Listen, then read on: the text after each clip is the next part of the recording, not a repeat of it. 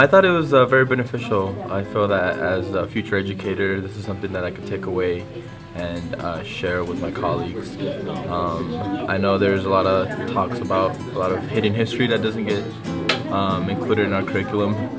So I feel like this is a great opportunity a great start into maybe doing that in the future. Right. So you, as a teacher, you'd use some of this? Definitely. I feel like as a teacher, you can connect more on a personal level with a lot of your students that are from the Mexican descent. So I feel like that it would be very beneficial to keep this going. Right. Thank you so much. Right. And Zapata is really known and is sort of like this iconic hero for peasant rights. So he actually fought for the land of Mexico. His family sent a letter. They were peasants. They sent a letter to the Diaz government demanding or asking for, I think, the return of their land, or if they could get the title to their own land, and they had to wait 40 years for an answer. I thought it was the most enlightening 2 hours that I have experienced in a really long time. I was very fascinated by the history, and just it also made me realize how uneducated I really am in Mexican history, because it's something that we don't learn here.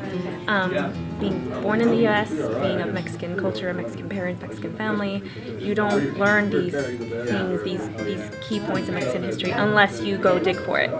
And there's only so much digging you can do and reading you can do, but actually having a one-on-one in a class, sharing thoughts and hearing questions and interaction and seeing art and just the different aspects of it is just such a great experience. I think that everybody needs to have, because even if you're not of Mexican, heritage, but it's just a very enlightening thing to see how interconnected it is with the culture here, this history. It's so connected, and I just don't understand how it wasn't taught to me in high school here. It's just crazy. There was so much missing, but you guys covered so much, and I can't wait to come again. I'm planning to come for all the other ones. We'll see you next week. Thank you guys.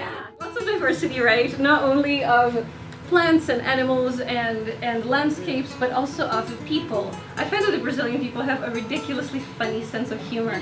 This is the invisible naked man, and he's asking for money. We're not restricted to museums. You could wear them in everyday life. You can go on the street and dance in the street with these, right? So it's very different from the idea of abstract expressionism or abstract geometry, right? Where that's very evoking the high culture, the elitist, especially the nationalistic idea of putting Brazil on the map of modern culture.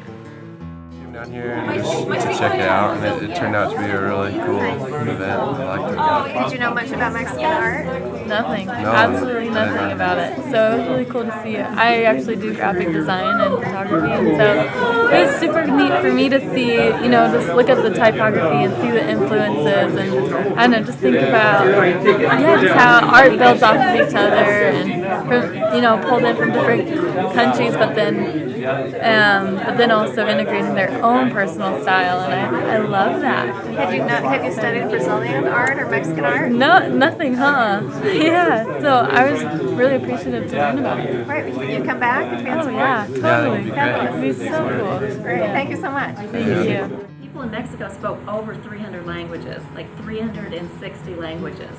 So most of Mexico were indigenous people speaking other languages.